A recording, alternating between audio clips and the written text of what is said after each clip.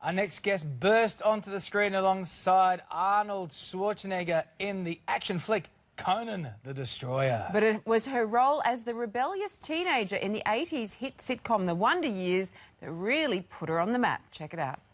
I'm gonna get some birth control pills. I thought you should know. I didn't hear what I just heard. Olivia Darbo joins us live from LA. Welcome to you, Olivia, this morning. Like any typical family, the Arnold family had their shares of ups and downs. But what was it like behind the scenes of that, seminal TV show?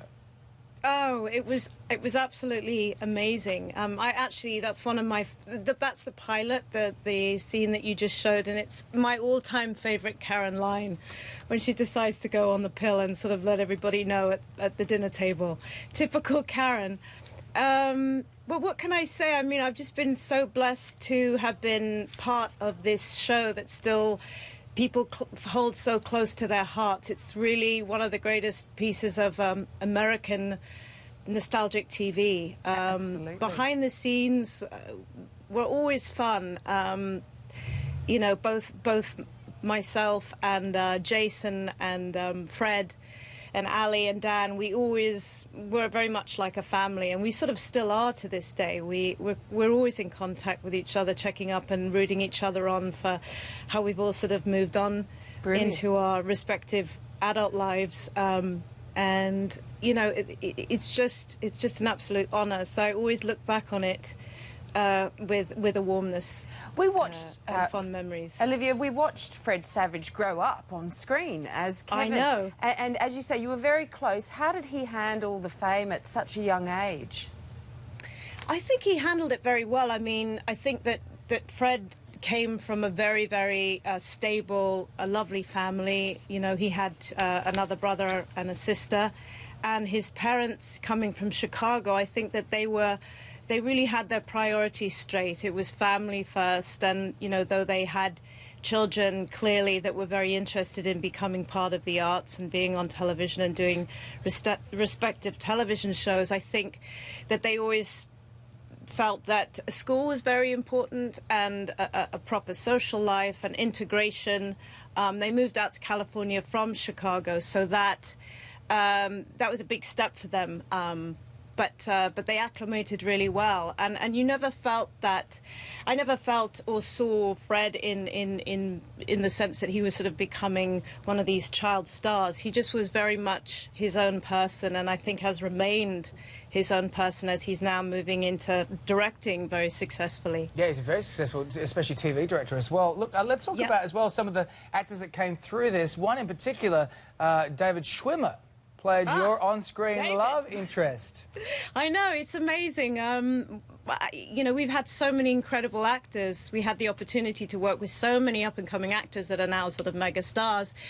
David clearly has taken off and become one of the biggest stars from Friends. And I always knew that he was going to go on to do, even greater things as an actor and a humanitarian and be a father someday.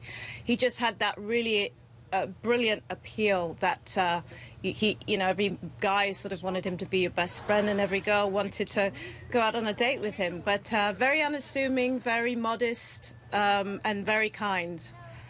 Olivia, Robin Thicke, Juliette Lewis, John Corbett all made cameos on the show. Who was your favourite guest star, if you had to pick one? I would say John Corbett, because we got to sing Blowing in the Wind, the very famous Bob Dylan song. Yep. And Neil Black and Carol Marlins actually came up to both of us and said, yeah, we'd like you to sing a little ditty. We're thinking of, they went through various 60s popular songs, and funnily enough, John luckily knew how to play guitar. I sang, and we decided to go with Blowing in the Wind. We actually made them cry in the production office because we'd learnt the lyrics, and we just sat down and sort of belted it out in a very American patriotic way. Now, you've gone on to land roles in shows like Law and Order. You've done a lot of voiceover work in cartoons for the sort of cartoon nerds out there as well. And you've also got a music career. But once a show like that finishes, a massive show like The Wonder Years, what is it like for you as an actor to move on? You know, I mean, it's always bittersweet. I think especially at that stage in my life, and for the younger, you know, kids, for Danica and Jason and Josh, and Fred. You know, we sort of. I was a teenager and they were quite a bit younger.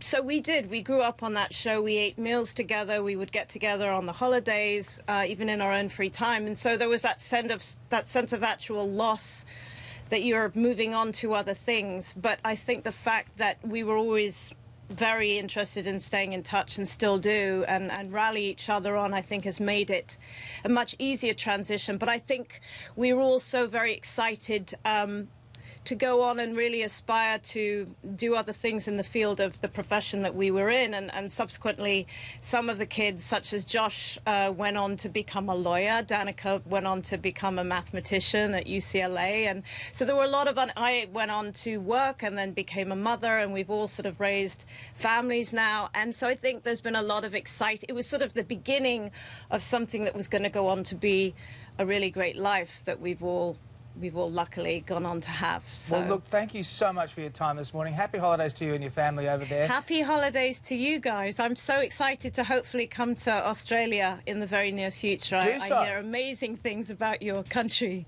Do so and come on the couch. We'll see you here. Thank you, Olivia. Thanks, Olivia. Bye-bye, you guys. Bye-bye.